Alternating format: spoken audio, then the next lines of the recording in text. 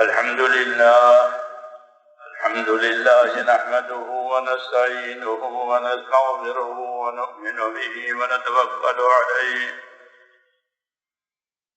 ونعوذ بالله من شرور أنفسنا ومن سيئات أعمالنا من يهده الله فلا مضل له ومن يضلله فلا هادي له ونشهد أن لا إله إلا الله وحده لا شريك له ونشهد أن سيدنا ومولانا محمدا عبده ورسوله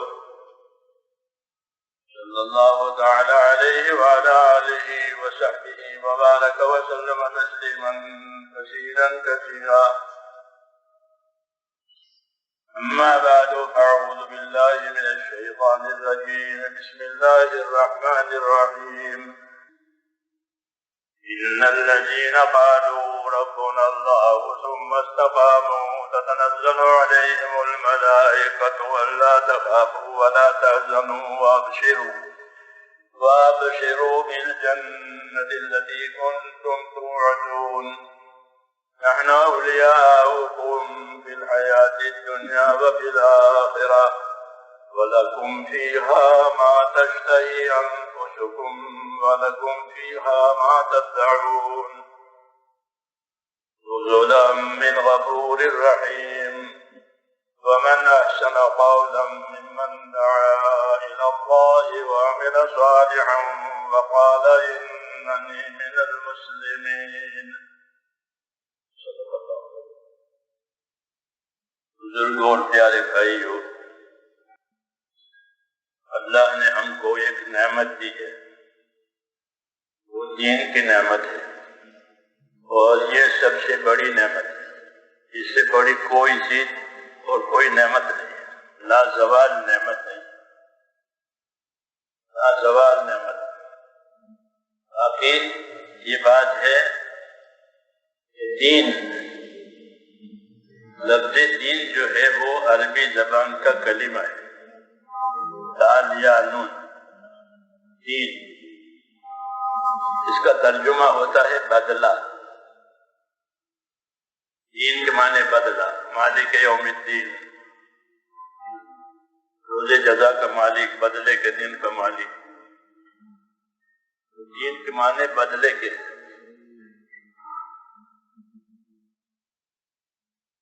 ایک جگہ اللہ نے عمل کی بنائی ہے، ایک جگہ بدلے کی بنائی ہے. دنیا عمل کی جگہ ہے، آخرت بدلے کی جگہ ہے. آخرت میں جو کچھ ملے گا وہ بطور بدلہ کے ملے گا.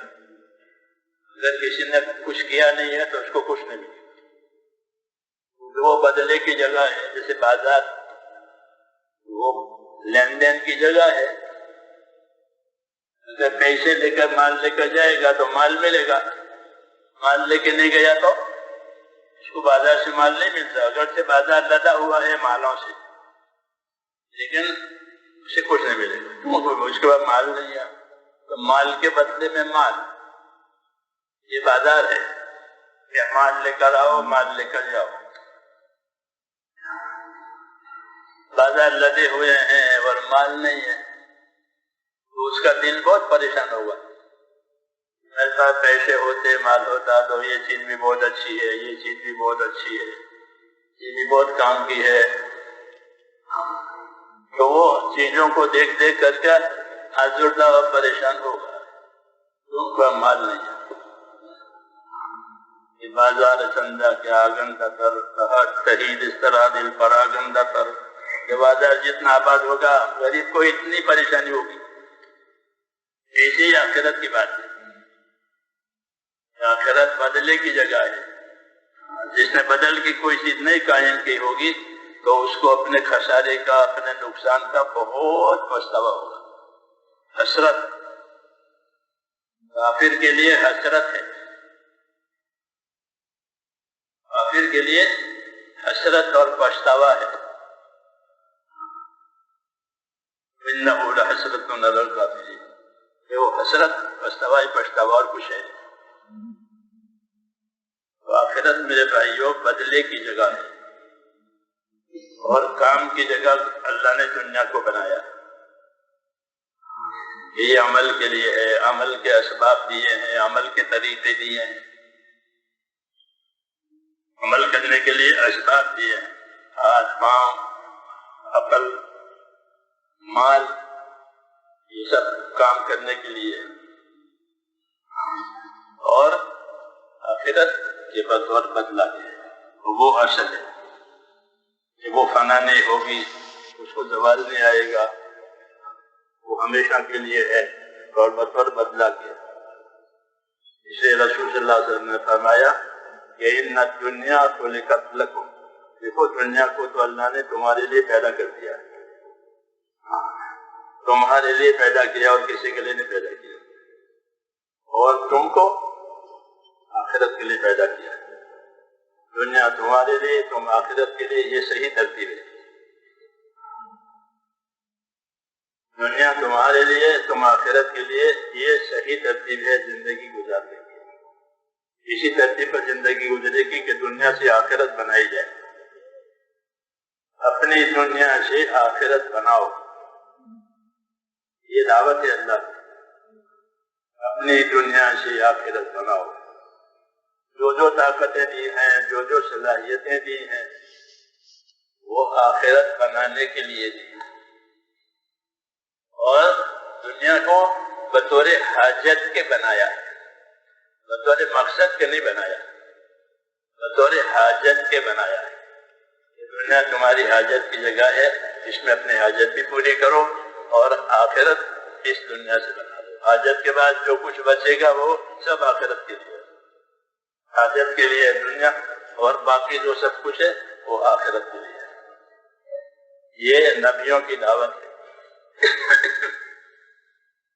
کہ دنیا سے آخرت بنائی جائے، ساری صلاحیتیں اس پر استعمال کی جائے. یہ دعوت ہے اللہ رسول کی کہ اپنی دنیا سے اپنی آخرت بناؤ. تو دنیا کا سب سے بڑا نفع یہی ہے، وہ آخرت کے کام کی چیز ہے. جیسے مال ضرورت راحت کی چیز ہے کہ مال سے راحت بھی ملتی ہے، مال سے ضرورت بھی پوری ہوتی ہے، وہ مال سب کو اچھا لگتا ہے. کیوں کہ اس سے ضرورت بھی پوری ہو جائے گی، راحت بھی ہو جائے گی. ایسے دنیا، وہ دنیا اچھی ہے جو آخرت کے کام میں مددگار بنے. وہ دنیا سب سے اچھی، اس پر لعنت نہیں ہے. ایک وہ دنیا ہے جس پر لعنت ہے، وہ دنیا ہے جو آخرت سے اور اللہ سے غافل کرے. جو بھی چیز اللہ سے غافل کرے وہ دنیا، وہ جو چیز مددگار بنے، ہاں کہ وہ اثر ہے. معذور دعاؤں میں ایک دعا ہم کو سکھائی، اللہم اعنی علی دینی بالدنیا وعلی آخرتی بالتقوی. اے اللہ میری اعانت کر، میرے دین کے کام میں میری مدد کر، دنیا دے کر. جسے زمین کی مدد ہوتی ہے کھاد دے کر، تو کھاد ہے لیکن زمین کو مدد ملتی ہے، زمین کو قوت ملتی ہے. ہاں ایسے ہی کہ دنیا دے مجھے تاکہ میرے دین میں قوت ملے. کیوں کہ دنیا کا سامان ہوگا تو دین کا آدمی کام کرے گا، دین کا کام کرے گا. کیوں کہ اس کے بعد دنیا آئی ہے، دنیا نہیں ہوگی تو وہ پھر محتاج ہوگا، اس کی ضرورتیں پوری نہیں ہوگی. اور دنیا آئی ہے وہ حق ادا کرے گا، اللہ کا بھی، اپنا بھی، دوسروں کا بھی. اس لیے اعانت مانگی ہے. یہ اعانت اور مدد کرنے کے لیے ہے، جیسے کھاد پانی زمین کی اعانت کے لیے. یہ اس کا درجہ ہے. اعنی علی دینی بالدنیا، میری اعانت کر، میرے دین میں میری مدد کر، میرا ہاتھ بٹا کسی سے کہ دنیا دے کر کے اللہ مجھے دنیا دے کہ دین میں پھر میں اپنے دین کا کام کروں. اصل مقصود ہے. اس لیے دنیا ساری کے ساری اسباب اور وسائل کا نام ہے. ان میں سے کوئی چیز بھی مقاصد میں سے نہیں ہے. حکومت مقصد ہے، نہ تجارت مقصد ہے، نہ زراعت مقصد ہے، کوئی چیز مقصد نہیں ہے. یہ سب وسائل ہیں اصل کام کے لیے. وہ اصل ہے آخرت. تندرستی بھی کہ تندرستی آخرت کے لیے. حدیث شریف میں ہے کہ اپنی تندرستی کو غنیمت سمجھو بیماری سے پہلے. یہ بیمار ہو گیا یا کچھ نہیں کر سکے گا, لاچار ہو گیا, اپنی ضرورتوں میں دوسروں کا محتاج ہے, تو یہ بیمار ہو گیا.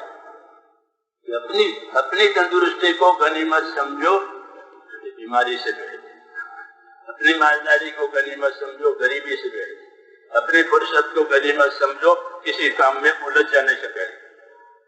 یہ ہدایت دی ہے. کیوں کہ الجھ گیا, بیمار ہو گیا, کسی بات میں پھنس گیا, اب کہیں کا بھی نہیں رہے گا. تو اصل آخرت بنانا تھا. اس لیے میرے بھائیوں, دنیا جو ہے ذمہ داریوں کے پورا کرنے کی جگہ ہے اور آخرت بدلہ پانے کی جگہ ہے. یہ قاعدہ ہے, یہ قاعدہ ہے, اس کے خلاف نہیں ہوگا. جو اس کے خلاف کرے گا تو وہ دھوکے میں پڑے گا. اس جگہ دنیا دھوکے کی جگہ, بطاور غرور, یا اس کا سارا سامان دھوکے کا. دھوکے کا مطلب یہ ہوتا ہے کہ اصل آخرت کو بھول جائے گا دنیا کی محبت میں, اور پھر دنیا باقی نہیں رہے گی. اس کو دھوکہ ہو گیا, جو اصل چیز تھی وہ چھوٹ گئی, اور جو رہ گئی وہ کام کی نہیں آئی, اس کو دھوکہ ہو گیا. دھوکے کا اثر پچھتاوا ہوتا ہے. دھوکہ کھایا تو آدمی جب دھوکہ کھاتا ہے اور دھوکہ کھلتا ہے تو اس کو پچھتاوا ہوتا ہے. جب تک دھوکہ کھلتا نہیں ہے پچھتاوا نہیں ہوتا, تو دھوکے میں رہتا ہے, دھوکے میں رہتا ہے. لیکن جب کھلے میں نے تو یہ کر دیا تو اس کو پچھتاوا ہوتا ہے کہ اب وہ استطاعت اور طاقت باقی نہیں رہی, تو اس لیے پچھتاوا رہ گیا. اس لیے حضور صلی اللہ علیہ وسلم نے حدیث شریف میں فرمایا کہ ہر آدمی مرنے کے بعد پچھتائے گا. لوگوں نے پوچھا یا رسول اللہ, ہر آدمی کیوں پچھتائے گا؟ اس میں اچھے بھی ہوں گے جن کی کارگزاریاں, جن کی زندگیاں اچھی ہوگی, وہ کیوں پچھتائیں گے؟ گنہگار تو پچھتا گا, یہ تو معقول بات ہے. تو فرمایا کہ وہ اس لیے پچھتائیں گے کہ ہم نے اس سے زیادہ کیوں نہیں کیا. یہاں تو بہت نفع ملتا تھا, ہزاروں کروڑوں کے برابر یا نفع ملتا تھا, ہم نے کیوں نہیں کیا؟ اس کو اس کا پچھتاوا ہوگا. نہ کرنے والے کو تو ہے پچھتاوا, اور جس نے کیا اس نے کہا میں نے زیادہ کیوں نہیں کیا, اس لیے وہ بھی پچھتائے گا. کیوں؟ حقیقت کھل گئی. تو اللہ تعالیٰ نے دنیا کو آخرت بنانے کا ذریعہ بنایا ہے, اور یہاں ہم پر ذمہ داریاں آئی ہیں. اور قاعدہ یہ ہے کہ جتنی ذمہ داری پوری کی جائے گی اتنی مدد ہوگی. المعونۃ علی قدر المعونہ, حدیث شریف میں ہے المعونۃ علی قدر المعونہ, کہ اللہ کی مدد اتنی ملے گی جتنی ذمہ داری پوری کی جائے گی. ذمہ داری پوری نہیں ہوئی ہے کہ پھر کوئی مدد نہیں ہے, اللہ کی مدد نہیں ہے. یوں اللہ تعالیٰ کھانا پینا دے دیں گے, وہ مدد نہیں کہلاتی ہے, وہ تو تربیت کہلاتی ہے. وہ تو جانور کو بھی ملتا ہے, دشمن کو بھی ملتا ہے, کھانا پینا, اس کی روزی, وہ مدد نہیں کہلاتی. وہ تو تربیت اور پالنے کا سامان ہے, وہ موت تک ہے. لیکن جس کو مدد کہتے ہیں وہ الگ ہے. یہ مدد تو اللہ تعالیٰ کی اپنی ذمہ داریوں کو پورا کرنے کے لیے سے ہی ملے گی. اس لیے حضور صلی اللہ علیہ وسلم یہ فرمایا کہ اللہ کی مدد اتنی ملے گی جتنی ذمہ داری پوری کی جائے گی. اس لیے اللہ تعالیٰ نے دنیا میں رسولوں کو بھیجا, پیغمبروں کو دنیا میں بھیجا. وہ ذمہ داریوں کو بتانے کے لیے آئے ہیں. انبیاء کرام جو پہلے گزرے ہیں, عام طور پر یہ انبیاء کرام اسباب والوں کے پاس بھیجے گئے. اسباب والوں کے پاس, کہ جن کی دنیاوی اسباب میں وہ ترقی پر ہے, ان کے پاس بھیجا گیا رہبری کرنے کے لیے کہ تمہاری زندگی کی اصلی زندگی وہ آخرت کی زندگی ہے. یہ تو اس کے بنانے کے لیے دی ہے. عام طور پر انبیاء کرام علیہ السلام ترقی والوں کے پاس, اسباب والوں کے پاس بھیجے گئے تھے, یہ بتانے کے لیے کہ تمہاری اصلی کامیابی تمہاری موجودہ صورت میں نہیں ہے, بلکہ جو طریقہ ہم بتائیں گے جو اس میں تمہاری کامیابی ہے. اس لیے ٹکراؤ ہوتا تھا نبیوں کے ساتھ, وہ ٹکراتے تھے نبیوں کے ساتھ اپنے اسباب کی وجہ سے. مثلا نوح علیہ السلام کی قوم بڑی بھاری تعداد میں تھی, خوشحال بھی تھے. اب نوح علیہ السلام کی دعوت سے وہ ٹکرا. نوح علیہ السلام کو دعوت دیتے تھے کہ تم اپنے باپ دادوں والی باتیں چھوڑو, میں جو باتیں کہوں وہ اس پر آؤ. تو وہ نہیں مانتے تھے, قبول نہیں کرتے تھے, اور جو لوگ قبول کرتے تھے وہ بہت تھوڑے, وہ غریب, ان کی ماحول میں کوئی گنتی نہیں ایسی. تو وہ اس کو دیکھتے تھے کہ تمہاری بات میں کیا رکھا ہے, تمہارے ساتھ کون ہے, تمہاری بات میں کوئی وزن ہوتا, کوئی کشش ہوتی تو تمہارے ساتھ ہوتے, تمہارے ساتھ تو یہ لوگ ہیں. انومن لک واتبعک الارذلون, کہ ہم تیری بات پر ایمان لاوے, ہوتے کم کی حیثیت کے لوگ تیرے ساتھ ہیں, کچھ نہیں. تو انہوں نے اپنی حیثیت کو دیکھا اور دعوت کو اور دین کو نہیں دیکھا. یہی ٹکراؤ ہوتا ہے. دین آتا ہے, دین کی دعوت آتی ہے تو اس کی نظر اپنی حیثیت پر جاتی ہے, اپنی حالت پر جاتی ہے, اور یہ بات ٹھیک نہیں. اس لیے کہ جو حیثیت, جو حالت اللہ تعالیٰ دنیا میں دیتے ہیں وہ تو امتحان کے لیے ہوتی ہے, دیکھنے کے لیے ہوتی ہے کہ کون اس حیثیت میں, اس حالت میں اللہ کی تابعداری کرتا ہے اور کون اللہ تعالیٰ کو بھولتا ہے. اس لیے اللہ تعالیٰ دنیا کی حیثیتیں دیتے ہیں, دنیا کی زینتیں دیتے ہیں, اور دنیا کا کر و فر بھی دیتے ہیں, اس بات کو دیکھنے کے لیے کہ کون مان کر کے چلتا ہے, کون حقیقت کو سمجھتا ہے, اور کون آنکھوں سے نظر آنے والی چیزوں میں دھوکہ کرتا ہے. اِنَّا جَعَلْنَا مَا عَلَى الْأَرْضِ زِینَةً لَهَا, دنیا کی تمام چیزوں میں ہم نے زینت رکھ دی ہے جو طبیعت کو اور نفس کو کھینچتی ہے. ہر چیز کی زینت الگ ہے. کھیتی کی زینت الگ, کھیتی کی زینت الگ, کپڑے کی زینت الگ, کھانے کی زینت الگ, ہر چیز کی زینت الگ ہے. آسمان کی زینت الگ, آسمان کو ہم نے ستاروں سے زینت, ہر چیز کی زینت الگ الگ ہے. تو طبیعت ان زینت کی طرف چلتی ہے. یہ سمجھا کر یہ بتایا کہ یہ سب چیزیں زینت ہیں. اور آگے ایک قاعدے کی بات یہ ہے کہ کسی چیز کی بھی زینت مطلوب نہیں ہوتی, اس کی منفعت اور نفع مطلوب ہوتا ہے. مثلا جوتا بہت اچھا ہے تو جوتے کی زینت مطلوب نہیں ہے, پاؤں کی حفاظت مطلوب ہے. جوتے سے کیا مطلوب ہے کہ پاؤں کی حفاظت ہے, نجاست سے, کانٹے سے, کنکر سے, کوئی تکلیف دینے والی چیز سے پاؤں کی حفاظت ہو جائے. یہ جوتے کا مقصد ہوتا ہے, جوتے پہننے کا, کہ پاؤں ناپاک نہ ہو جائے. نمازیات میں تو وہ اس کے لیے جوتے میں پاؤں ناپاک نہ ہو جائے. جوتے کی زینت مقصود نہیں ہوتی, جوتے کی منفعت اور نفع مقصود ہوتا ہے. زینت آزمائش کے لیے دی ہے, امتحان کے لیے. کون زینت کی طرف جاتا ہے, کون حقیقت کی طرف جاتا ہے. تو زینت کسی بھی چیز کی مطلوب نہیں ہوتی, وہ دیکھنے کے لیے ہوتی ہے. عورت کی زینت بھی دیکھنے کے لیے ہوتی ہے, کیونکہ عورت سے مقصود تو اصل اولاد ہوتی ہے. اولاد ہو, خاندان بڑھے, یہ مقصد ہے عورت سے نکاح سے.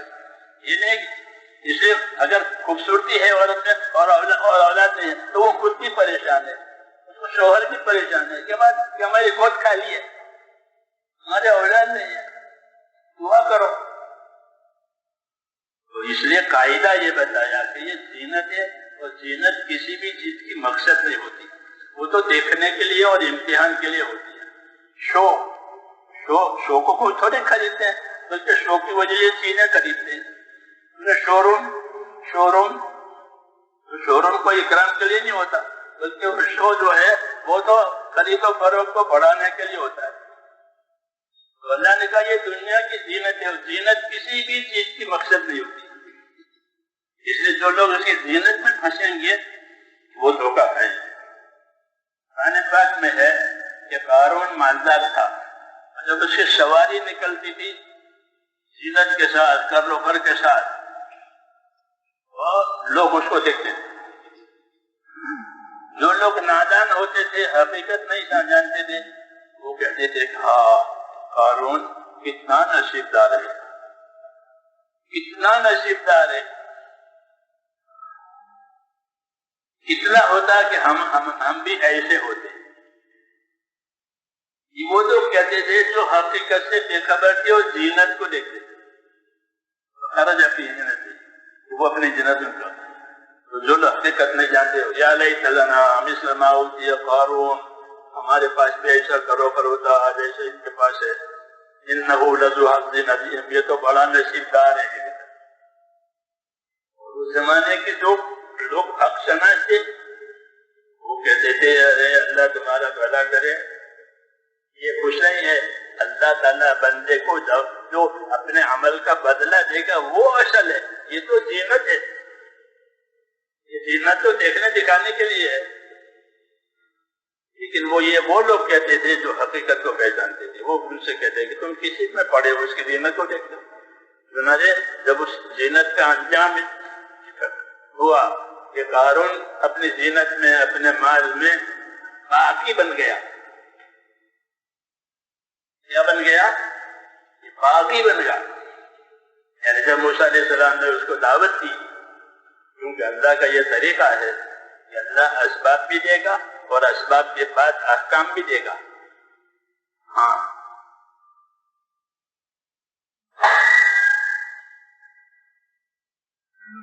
یہ فائدہ ہے اللہ تعالیٰ کا کہ اللہ انسانوں کو اسباب بھی دے گا اور اسباب کے ساتھ احکام بھی دے گا.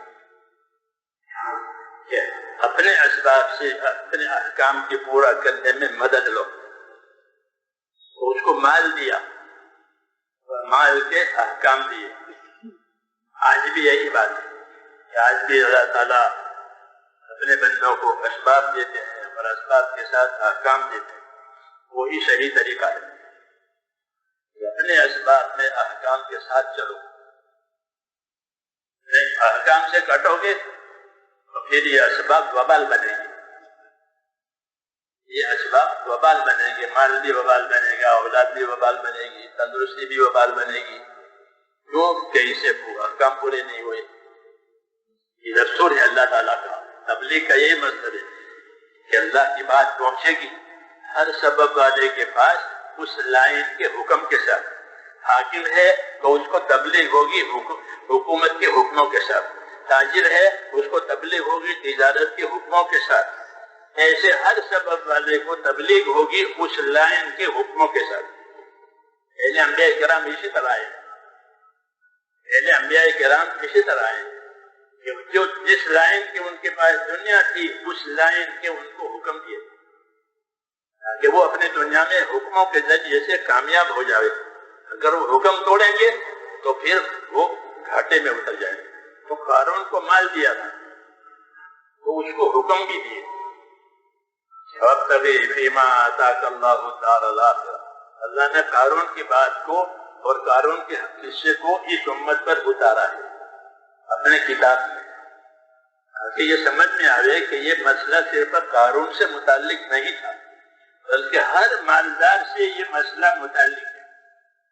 جس کے ساتھ بھی مال ہے، جس کے قبضے میں بھی مال ہے، اس کے لیے یہی حکم ہے جو قارون کو دیا گیا.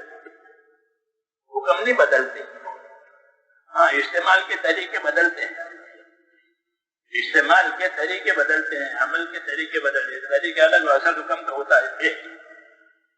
تو اس کو یہ حکم دیا تھا وابتغ فیما آتاک اللہ الدار الآخرہ. اس کو اللہ نے جو مال دیا ہے اس سے اپنے آخرت بنا. وہ اپنی زینت میں دیکھتا تھا اور اس کو اپنے کمال پر اپنے مال پر یہ غرور تھا. یہ تو میرا مال ہے، میں نے کمایا ہے، میں نے اس کو بچایا ہے، اس میں کسی کا کیا حق ہے. انکار کر دیا، اس میں کسی کا حق نہیں. موسیٰ علیہ السلام نے اس کو تبلیغ کی تھی کہ مال کا دین بنا.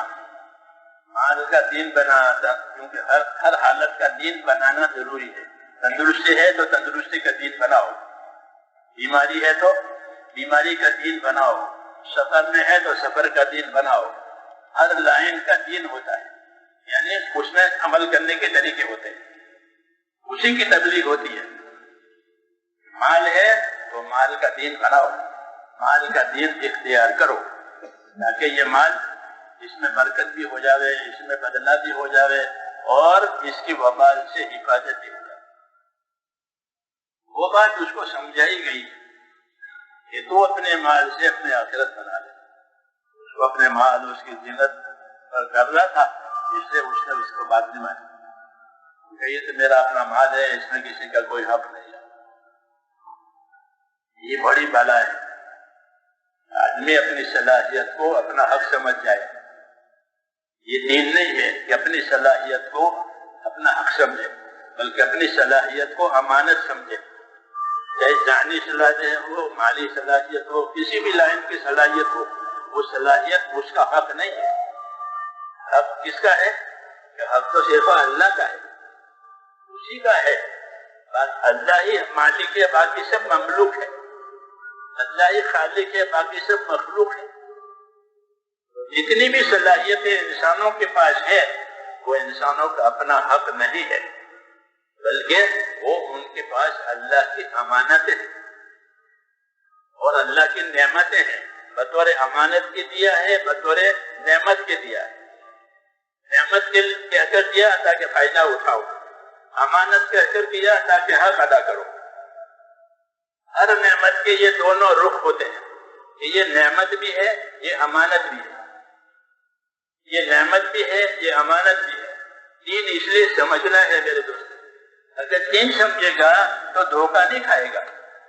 بھائی یہ میرے پاس نعمت بھی ہے، یہ میرے پاس امانت بھی ہے۔ نعمت کا پہلو یہ ہے کہ اسے فائدہ اٹھاؤ، کھاؤ پیو، اپنی ضرورت پوری کرو، اور امانت ہے کہ امانت ہونے کا مقصد یہ ہے کہ اسے حق ادا کرو، اسے حق ادا کرو کہ اس کا کیا حق ہے۔ اس لیے اللہ تعالیٰ کو شکایت ہے کہ ہم تو نعمتیں دیتے ہیں اور یہ شکر نہیں کرتے، یہ شکر نہیں کرتے، یعنی حق ادا نہیں کرتے۔ نعمت سے فائدہ اٹھاتے ہیں اور حق ادا نہیں کرتے، یہ ناشکری ہے۔ شیطان آدمی کو ناشکری کی طرف لے جاتا ہے۔ جب ناشکری ہوگی تو اللہ کا حق ادا نہیں ہوگا، تو اس لیے اس کو یہ دعوت دی تھی، لیکن لوگ اس کی زینت سمجھ کر کے اس کو دھوکہ کہا ہے۔ تو اس زمانے کے نیک بندوں نے اور دینداروں نے یہ کہا کہ یہ کچھ نہیں ہے، آخرت میں جو ملے گا وہ اصل ہے۔ لیکن اللہ تعالیٰ ایک مدت تک ایسا چلنے دیتے ہیں، کوئی غلط روش ہو تو غلط روش پر بھی فوراً پکڑ نہیں ہوتی، بلکہ اس کو سدھرنے کا موقع دیتے ہیں، اس کو دعوت دیتے ہیں۔ اللہ تعالیٰ حق بات کی سمجھایا جاتا ہے کہ یہ کرو، یہ کرو، یہ کرو، یہ مت کرو، دعوت آتی ہے، دعوت پہنچتی ہے۔ پھر اگر وہ سمجھدار ہوتا ہے تو اپنا راستہ بدلتا ہے، یہ میں غلط کر رہا ہوں، اپنے راستے کو چھوڑ، غلط راستے کو چھوڑ دیا، حق راستے پر آ گیا، یہ اس نے ہدایت پائی۔ اور بعض ہوتے ہیں کہ ان کو اس نعمت سے محبت ہو جاتی ہے، جس کو فتنہ کہتے ہیں۔ ہر نعمت فتنہ ہے، اور فتنہ کے معنی لڑائی کے نہیں ہے، فتنہ کے معنی ہے آزمائش کی۔ یہ آزمائش میں آ گیا، اب دیکھو کیا کرتا ہے، صحیح کرتا ہے یا غلط کرتا ہے، اللہ کو راضی کرتا ہے، ناراض کرتا ہے، دین بگاڑتا ہے، دین بناتا ہے۔ فتنہ، یہ فتنہ ہے، مال اولاد فتنہ، کہ اس میں ڈال کر آدمی کا امتحان ہوگا کہ وہ کس رخ پر جاتا ہے۔ اس لیے جب اسباب پیدا ہو جاتے ہیں تو احکام کی دعوت آتی ہے تاکہ وہ اس کے فتنے سے بچ جائے اور کام کا بن جائے۔ اس لیے اس کو دعوت دی تھی، مگر اس نے اپنی دعوت کو رد کر دیا۔ اس بنیاد پر کہ ہمارا ہے، حالانکہ آدمی کا کسی بھی نعمت پر حق نہیں ہے، بلکہ وہ اللہ کی عطا ہے، اللہ کی عطا ہے۔ وَمَا بِكُم مِّن نِّعْمَةٍ فَمِنَ اللَّهِ، وَمَا بِكُم مِّن نِّعْمَةٍ فَمِنَ اللَّهِ، تمہارے پاس جو نعمت ہے وہ تمہاری ہے، وہ تو اللہ کی دی ہوئی ہے۔ جب تک چاہیں گے رکھیں گے، جب چاہیں گے چھین لیں گے۔ رسول صلی اللہ علیہ وسلم نعمت کے زوال سے پناہ مانگتے تھے، یا اللہ نعمت پر زوال نہ آئے تو پریشان ہو جائے گا۔ تندرستی تھی، وہ نعمت پر زوال ہے، بیمار ہو گیا، مالدار تھا غریب ہو گیا، محبت کی دشمنی ہو گئی، نعمت پر زوال آتا ہے۔ رسول صلی اللہ علیہ وسلم نے ہم کو تعلیم دی کہ نعمتوں کے زوال سے پناہ مانگو کہ اللہ نعمت پر زوال نہ آئے۔ بلکہ نعمت کا حق ادا کرنے کی توفیق ہو جائے. یہ تعلیم ہے, یہ تعلیم ہے. دعاؤں میں بھی آپ کی تعلیم ہے, دعوت میں بھی آپ کی تعلیم ہے.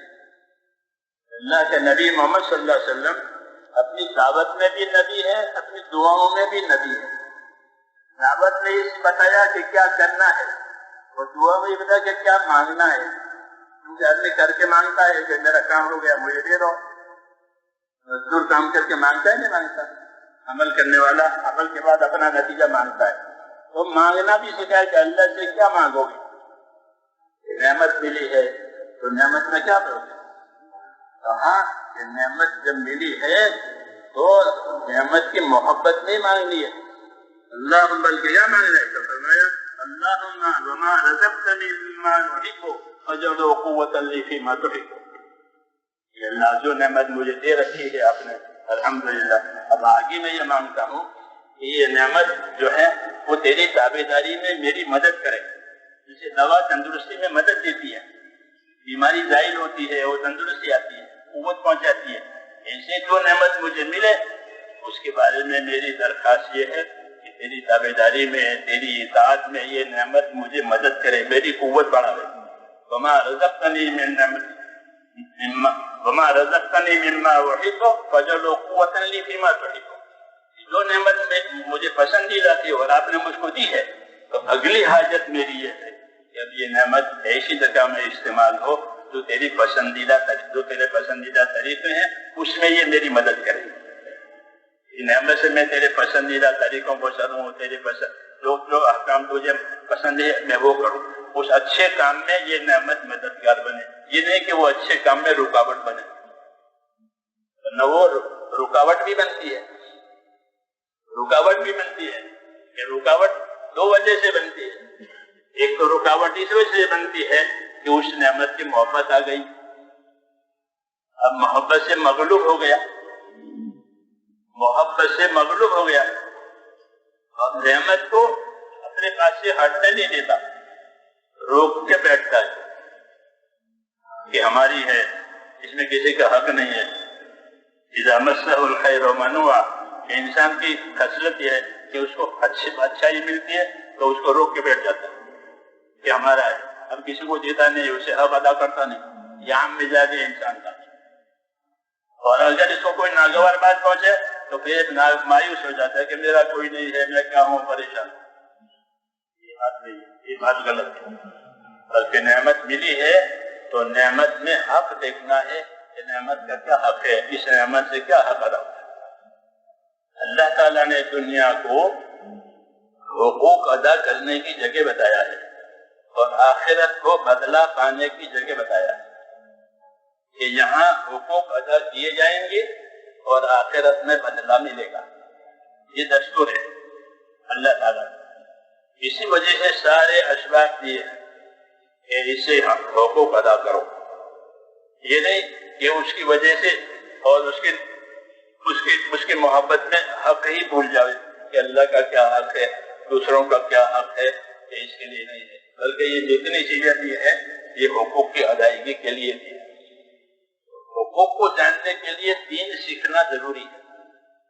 جو دین نہیں سیکھے گا اس کو حقوق کی خبر نہیں ہوگی, اس کو اپنے حاجت راحت کی خبر ہوگی. بس یہ میری حاجت ہے, یہ میری راحت ہے, یہ میری حاجت ہے, یہ میری راحت ہے, تاکہ آرام سے زندگی گزر جائے اور آخرت بھول جائے. نعمت کا یہ تقاضا نہیں ہے, بلکہ نعمت کا تقاضا یہ ہے کہ نعمت کے ذریعے سے حق ادا کرو. اس لیے نعمت والوں کی طرف احکام آتے ہیں. آنکھیں دی ہے تو اللہ نے آنکھوں کے احکام دیے, آنکھ سے یہ دیکھنا ہے, یہ نہیں دیکھنا ہے. کان دیے ہیں تو کانوں کے احکام دیے, زبان دیے زبان کے احکام دیے ہیں. اس طرح بدن کے اعضاء اور اس کے احکام, مال اور مال کے احکام, اسباب کے احکام. یہی کامیابی کی زندگی ہے. تبلیغ احکام کی ہوتی ہے, دعوت احکام کی ہوتی ہے, تاکہ اسباب ہر ایک کو اس کی قسمت کے مطابق اللہ تعالیٰ دے دیتے ہیں. کسی کو حاکم بنایا, کسی کو تاجر بنایا, کسی کو مزدور بنایا, کسی کو زمیندار بنایا, کسی کو غریب بنایا, کسی کو مالدار بنایا. قسمنا بینہم معیشتہم, ان کی معیشت کو ہم نے تقسیم کیا ہے. سب مالدار نہیں ہے، سب غریب نہیں ہے، سب زمیندار نہیں ہے، مختلف معیشت ان کی الگ ہے۔ روزی پہنچانے کے لیے اللہ نے یہ طریقے اختیار کیے کہ ان کی معیشت کو الگ الگ کر دیا تاکہ ایک دوسرے سے ضرورت پوری ہو اور ان کی روزی کا بندوبست ہو۔ تو یہ تقسیم ہوئی ہے اللہ کی طرف سے، روزی ہر ایک کے لیے، اور روزی کے اسباب بھی تقسیم ہو گئے ہیں گزارے کے لیے دنیا کی زندگی کے لیے۔ اور پھر اس کے اوپر اللہ تعالیٰ کے احکامات ہیں، جو جو اسباب ملیں گے اس کے احکام آئیں گے۔ جب اسباب میں احکام پورے کرے گا تو وہ کامیاب ہوگا، اسباب میں احکام نہیں پوری کرے گا تو وہ دھوکہ کھائے گا۔ یہ اسباب چھوٹ گئے، اسباب چھوٹ گئے یا یہ خود مر گیا اور زندگی کی ذمہ داری پوری نہیں ہوئی تو آخرت برباد ہوئی۔ اس لیے امتحان کی جگہ ہے، دنیا کو امتحان کی جگہ بتایا کہ اپنے امتحان میں سمجھو اور امتحان میں کامیاب ہونے کی کوشش کرو۔ امتحان میں کامیاب ہونے کا کیا طریقہ ہے؟ ایک طریقہ یہ ہے کہ اللہ کے حکموں میں کامیابی کا یقین کرے کہ اصل کامیابی تو اللہ کے حکموں کے پورا کرنے میں ہے۔ ایمان، یقین، خوف یہ اس لیے دیا ہے تاکہ آدمی اصل اس کو سمجھے کہ اصل تو اللہ تعالیٰ کا راضی ہونا ہے۔ اگر اللہ راضی ہے تو سارے حالات ٹھیک ہو جائیں گے، اللہ ناراض ہے تو سارے حالات بگڑ جائیں گے۔ حدیث شریف میں ہے کہ من اصلح ما بینہ و بین اللہ اصلح اللہ ما بینہ و بین خلقہ، کہ جو لوگ اپنا اور خدا کا معاملہ ٹھیک کر لیں گے تو اللہ ان کا اور مخلوق والا معاملہ ٹھیک کر دے گا۔ تمام چیزوں کی چابیاں اللہ کے ہاتھ میں ہے، جب چاہیں گے کھولیں گے، جب چاہیں گے بند کر دیں گے۔ وَإِن مِّن شَيْءٍ إِلَّا عِندَنَا خَزَائِنُهُ، ہر چیز کے خزانے میرے پاس ہے، اللہ کہتے ہیں۔ جب چاہیں گے ان خزانوں کو کھولیں گے، جب چاہیں گے ان کو بند کر دیں گے۔ ہر چیز کے خزانے، بیماری ہو، تندرستی ہو، غریبی، مالداری، محبت، عداوت، یہ جتنے حالات ہیں اور جتنی چیزیں ہیں ان سب کے خزانے ہمارے پاس ہیں۔ اس کی چابیاں بھی اللہ کے پاس ہیں، جب چاہیں کھولیں گے، جب چاہیں بند کریں گے۔ یہ اللہ کے قدرت کی بات کہی ہے کہ ہماری قدرت کے نیچے ساری چیزیں ہیں۔ اس لیے بندوں کو دعوت دی ہے کہ وہ اپنا تعلق اللہ تعالیٰ سے صحیح کریں۔ اللہ سے ہمارا تعلق بندگی کا ہے، عبادت کا ہے، رشتہ داری نہیں ہے کوئی بھی، کسی کی کوئی رشتہ داری اللہ سے نہیں ہے۔ اللہ اپنے ذات میں اکیلا ہے، قل هو اللہ احد، اللہ تو اکیلا ہے، اس کی کوئی رشتہ داری نہیں، کوئی خاندان نہیں، کوئی ہمشری نہیں، وہ اپنا اکیلا ہے اپنی شان بان کے ساتھ۔ ہاں، ہمارا تعلق اللہ تعالیٰ سے بندگی کا ہے، عبادت کا ہے، وہ اصلی تعلق ہے۔ ہم نے بندوں کو عبادت کے لیے پیدا کیا ہے، اس لیے زندگی کا اصلی موضوع اور زندگی کا اصلی مقصد کہ زندگی عبادت پر آ جاؤ۔ عبادت ایک رکن ادا کرنے کا نام نہیں ہے کہ نماز پڑھ لی تو عبادت کا حق ادا ہو گیا، کہ نماز بے شک عبادت ہے لیکن وہ عبادت کا ایک جز ہے، عبادت کا ایک رکن ہے، باقی اور عبادت کی چیزیں اور ہیں۔ تو عبادت یہ تو زندگی کا مقصد ہے، اور جتنے اسباب اور وسائل دیے گئے ہیں وہ عبادت میں مدد کے لیے دیے گئے ہیں، عبادت میں روکنے کے لیے یا غافل کرنے کے لیے نہیں دیے۔ اس لیے حکم ہے کہ اے ایمان والو، تم کو تمہارے مال اور تمہاری اولاد اللہ سے غافل نہ کرے، اس میں ہوشیار رہو، اللہ سے تمہیں یہ چیزیں غافل نہ کرے۔ اگر ان چیزوں نے غافل کر دیا تو اس نے بڑا نقصان اٹھایا، وہ یہ نقصان میں پھنس گیا ہے۔ یہ مرتے وقت یہ تمنا کرے گا کہ مجھے دوبارہ زندگی مل جائے یا میری زندگی کچھ بڑھ جائے تو میں پھر اپنی زندگی صحیح کروں، لیکن اللہ ایسا کریں گے، یہ ہدایت، یہ تمہیں غافل نہ کرے۔ اس لیے دعوت بھی آتی ہے، تعلیم بھی آتی ہے، پیغام بھی آتے ہیں، جی ہاں، تاکہ زندگی کا رخ اللہ تعالیٰ کے حکموں کی طرف ہو جائے۔ جب زندگی کا رخ اللہ تعالیٰ کے حکموں کی طرف ہوگا تو پھر اللہ تعالیٰ دنیا میں حکموں کی برکتیں نازل کریں گے۔ پہلے برکتیں آتی ہے، پھر بدلہ آتا ہے۔ اللہ ایمان والے کو بدلہ بھی، برکت بھی دیتے ہیں، بدلہ بھی دیتے ہیں۔ نماز کی برکت بھی ہے، نماز کا بدلہ بھی ہے، زکوٰۃ کی برکت بھی ہے، زکوٰۃ کا بدلہ بھی ہے۔ ایسے ہر عبادت عبادت یہ اس کی برکت بھی ہے، اس کا بدلہ بھی ہے۔ برکت مانگی جاتی ہے اللہ تعالیٰ سے، انبیاء کرام اللہ سے برکتیں مانگتے ہیں، اللہم بارک لنا فیما آتیتنا ولا تحرمنا برکت ما آتیتنا، اے اللہ جو دیا ہے اس کی برکت ہے، جو ملا ہے اس کی برکت سے محروم نہ فرما۔ دونوں باتیں، برکت آ گئی، یہ برکت جو ہے وہ تو ایک ایمان کا اثر ہے، ایمان پر برکت آتی ہے، کفر پر برکت نہیں آتی، نافرمانی پر برکت نہیں آتی، برکت ایمان پر آتی ہے۔ برکت کے دو سبب ہیں، برکت کے دو سبب ہیں، یہ دو سبب ہوئے تو آسمان کی برکتیں بھی ملیں گی اور زمین کی برکتیں بھی ملیں گی۔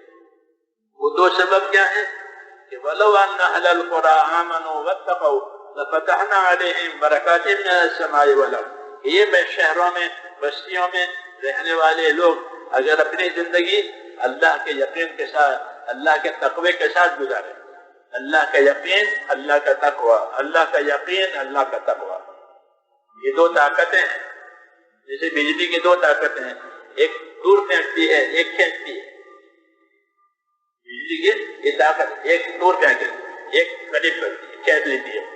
ایسے ہی یہ دو طاقتیں ہیں زندگی صحیح بنانے کے لیے، ایک ایمان یقین اور ایک اللہ کا تقوی اور یعنی اللہ کا ڈر، اللہ کا ڈر۔ اگر یہ دو صفتیں پیدا ہو جاتی ہیں تو آسمان سے بھی برکتیں نازل ہوگی اور زمین بھی برکتیں نکالے گی۔ برکت ایک عجیب چیز ہے جو اللہ تعالیٰ اسباب میں ڈالتے ہیں، اس کی وجہ سے مسائل آسان ہو جاتے ہیں، برکت کا یہ اثر ہوتا ہے، یہ برکت ہو گئی یعنی مسائل آسان ہو گئے، مشکلات ختم ہو گئی، کام بن گیا، کیا ہو گیا؟ برکت ہو گئی۔ تھوڑا کھانا سب کے لیے کافی ہو گیا، تھوڑی تعداد ہوتے ہوئے مدد آ گئی، ہاں کیا ہو گیا کہ برکت ہو گئی، برکت ہو گئی۔ برکت ضرور دیتے ہیں اللہ تعالیٰ، لیکن برکت کے اسباب اللہ تعالیٰ کا یقین، اس کے حکموں کا، اس کے خزانوں کا، اس کے وعدوں کا یقین کہ اللہ اصل کرنے والا ہے، اللہ کے ہاتھ میں سب کچھ ہے، وہ جو چاہے گا وہ ہوگا، وہ کرے گا تو ہوگا، وہ دے گا تو ملے گا، یہ یقین۔ اور ایک اللہ کا ڈر، یہ دو طاقتیں ہیں۔ یقین کی تاثیر یہ ہے کہ جب جتنا یقین بڑھے گا اتنی اطاعت بڑھے گی، اتنی اطاعت بڑھے گی، یقین کی وجہ سے اطاعت بڑھتی ہے۔ اللہ کے وعدوں کا یقین، اس کے ثواب کا یقین، اس کے برکتوں کا یقین، یہ جتنا بڑھے اتنا آدمی عمل زیادہ کرے گا۔ یقین کی تاثیر ہے کہ وہ عمل کو بڑھا دیتی ہے۔ جب یقین کمزور ہوتا ہے تو پھر آدمی اپنے عملی زندگی میں کمزور پڑ جاتا ہے، کیوں؟ اس کا یقین کمزور ہے۔ یقین کرنے کے لیے ایمان یقین کی محنت بھی ہے، ایمان یقین کی محنت کرو تو یہ والا یقین بنے گا، مال کی محنت کرو گے تو مال والا یقین بنے گا، عہدے کی محنت کرو تو عہدے والا یقین بنے گا، جس لائن کی محنت کرے گا اس لائن کا یقین بنے گا۔ ہم کو حکموں کی محنت دی ہے، ہم کو حکموں کی محنت دی ہے تاکہ حکموں والا یقین آئے کہ نماز سے اللہ کی مدد آئے گی، صدقہ کرنے سے بلا دور ہو جائے گی، روزہ سے تقویٰ ملے گا، حج سے محتاجی دور ہو جائے گی۔ یہ سب جو فضائل میں سنتے ہیں وہ عملوں کی تاثیریں ہیں۔ جب اس پر محنت کرو گے تو اس کا یقین بنے گا۔ حج کریں گے کہ اللہ محتاجی دور کرے گا، حدیث شریف میں ہے کہ حاجی کبھی محتاج نہیں ہو سکتا، وہ غریب نہیں ہوگا، محتاج نہیں ہوگا، حج کی برکت سے اس کی محتاجی ختم ہو جائے گی۔ ایسے ہر عمل پر وعدے کیا ہے، جب محنت ہوتی ہے تو وہ یقین بنتا ہے، اور یقین کی وجہ سے آدمی اپنے عمل میں صحیح چلتا ہے۔ دوسری صفت تقوی کی ہے، تقوی دل میں اللہ کا ڈر۔ یہ صفت جب دل میں پیدا ہوتی ہے تو آدمی اپنے آپ کو ہر نافرمانی سے دور رکھتا ہے، ہر وہ بات جو اللہ کو ناپسند ہے اس سے اپنے آپ کو بچائے گا۔ یہ دونوں سبب ہیں، یقین اور تقوی۔ یہ جب ملے گی تو برکتیں آسمان سے بھی ملے گی اور زمین سے بھی۔ یہ کہا کہ وَلَوْ أَنَّ أَهْلَ الْقُرَىٰ آمَنُوا وَاتَّقَوْا فتحنا علیہم برکات من السماء والارض۔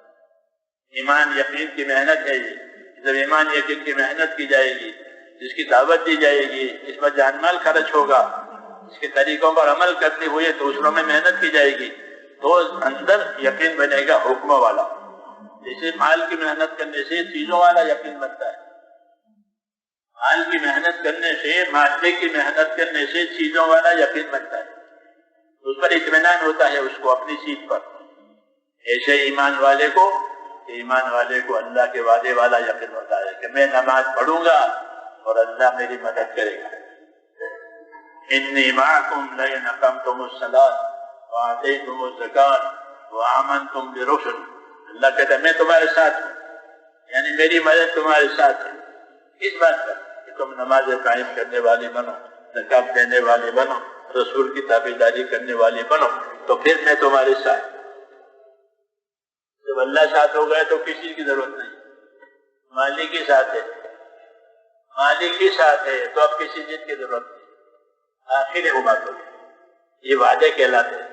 جب آدمی اس حکموں کی محنت کرے گا کہ میں نماز پڑھوں گا اور اللہ مدد کرے گا، رسول کی اطاعت کروں گا، اس کی سنتوں پر، ان کے طریقوں پر عمل کروں گا، کہ اللہ کی مدد آئے گی۔ یہ چھوٹ گیا کہ پھر کوئی چیز مدد نہیں کر سکتی، کوئی چیز مدد نہیں کرے گی، ساری کائنات مخالف ہو جائے گی، نافرمانی کی وجہ سے حالات خراب ہو جائیں گے، یعنی ساری کائنات جو ہے وہ خلاف جائے گی، کیوں کہ اللہ ناراض ہے۔ ایک ہی راستہ ہے اپنی زندگی کا کامیابی رہنے کا، اللہ والا یقین، اللہ کے حکموں کی اطاعت، اس کے نافرمانی سے بچنا، اور جو حق اللہ تعالیٰ نے قائم کیے ہیں اس کا ادا ہونا۔ اللہ کے حق کی دو قسمیں ہیں، ایک قسم اللہ کے حقوق کی وہ ہے کہ اس کا ادا ہونا فرض ہے، جیسے نماز ہے، زکات ہے، روزہ ہے، حج ہے، یہ فرائض کہلاتے ہیں، یہ فرائض کہتا ہے، یہ اللہ تعالیٰ کے حقوق ہیں، اس کا ادا ہونا ضروری ہے۔ جب تک تندرستی ہے، طاقت ہے، اس کا ادا ہونا ضروری ہے۔ بدن میں تندرستی ہے کہ نماز کا ادا ہونا ضروری ہے، وہ کسی حال میں معاف نہیں۔ ایسے مال دیا ہے، مال دیا ہے، وہ مال کا حق ادا ہونا ضروری ہے۔ مال میں، کیونکہ اللہ تعالیٰ نے مال کو جمع کرنے کے لیے نہیں پیدا کیا، مال کو خرچ ہونے کے لیے پیدا کیا۔ جب تک مال خرچ نہیں ہوگا حاجت پوری نہیں ہوگی، یہ بات تو ہے نہیں کہ جب تک مال خرچ نہیں ہوگا حاجت پوری نہیں ہوگی۔ اگر آپ کی جیب میں ہزاروں روپے ہیں تو وہ روپیوں سے آپ چائے نہیں پیئیں گے جب تک کہ اس کو خرچ نہیں کرو۔ نفق، مال کے نفق کے مال خرچ ہو جانا، جب تک مال خرچ نہیں ہوگا حاجت پوری نہیں ہوگی۔ اس کو خرچ کرنے کے لیے ہی پیدا کیا ہے، جمع کرنے کے لیے اس کو پیدا کیا ہی نہیں ہے۔ حضور فرماتے ہیں مجھ پر یہ وحی نہیں آئی ہے کہ میں تاجر بنوں اور مال جمع کروں، یہ ہمارا موضوع نہیں ہے۔